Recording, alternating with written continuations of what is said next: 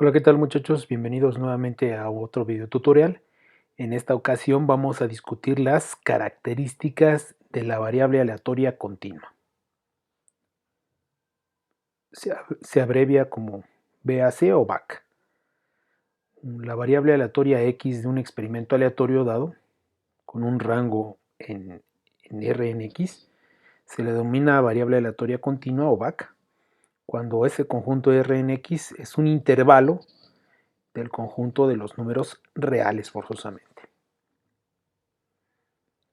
Podemos tener una función cualquiera en los reales, pero para que sea una función de densidad de probabilidad debe de cumplir las siguientes tres condiciones.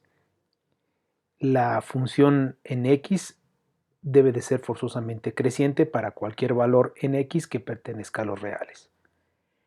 Y la integral de menos infinito a más infinito de esa función, forzosamente la integral definida nos tiene que dar 1.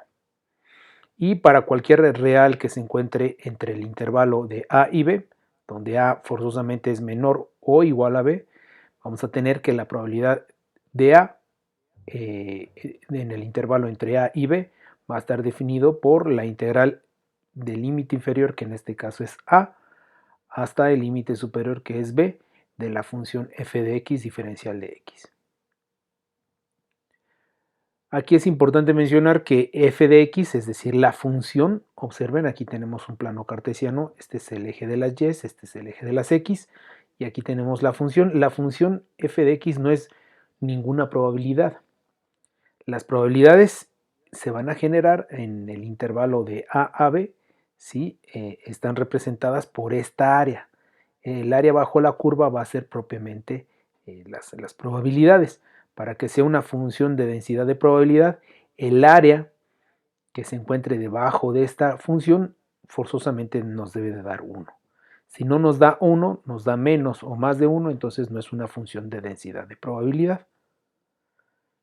En el caso de la función acumulada de la variable aleatoria continua, es un proceso o es un procedimiento análogo al que nosotros hacíamos en las variables aleatorias discretas, cuando íbamos sumando los acumulados de las probabilidades. Nada más que aquí en el caso de la variable aleatoria continua, la variable aleatoria continua nos sirve para medir, no para contar. Entonces, dado un experimento y una variable aleatoria continua x, con una función de densidad f de p, en este caso f de x, se denota como función de distribución acumulada o f de a de una variable aleatoria, nuevamente igual con una f mayúscula, igual que lo hacíamos con las variables aleatorias discretas, pero ahora vamos a integrar de menos infinito hasta x en una función f de t diferencial de t, donde x forzosamente debe de pertenecer a los reales. Entonces, ¿cuáles son las características de una función acumulada? La función acumulada es una función no decreciente, es decir, si no es creciente, al menos es monótona, es continua. En el caso del límite de la función acumulada, cuando x se aproxima a menos infinito o se tiende a menos infinito, la acumulada va a ser 0, mientras que el acumulado cuando x tiende a más infinito nos va a dar 1. Después vamos a verlo de manera gráfica. Por medio de las funciones de distribución acumulada se pueden realizar cálculos de probabilidades como lo veníamos haciendo en el caso de las variables aleatorias discretas y obviamente también en los modelos discretos. La probabilidad de que x sea menor a b va a ser la integral de menos infinito hasta b de f de x diferencial de x, y aquí lo vamos a representar como f acumulado de b. Para que encontremos la probabilidad de que x sea mayor a o que a sea menor o igual a x, esto va a ser igual a 1 menos la probabilidad de que x sea menor de a.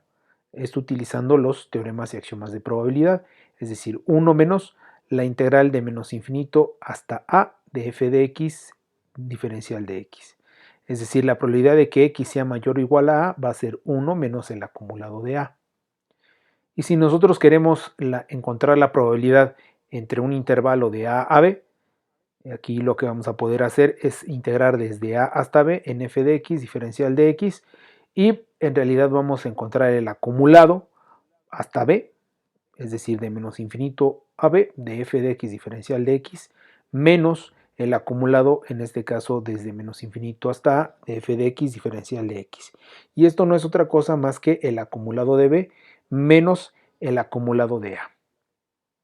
En los siguientes videos vamos a ver ejemplos de función de densidad de probabilidad, así como el uso de las funciones acumuladas.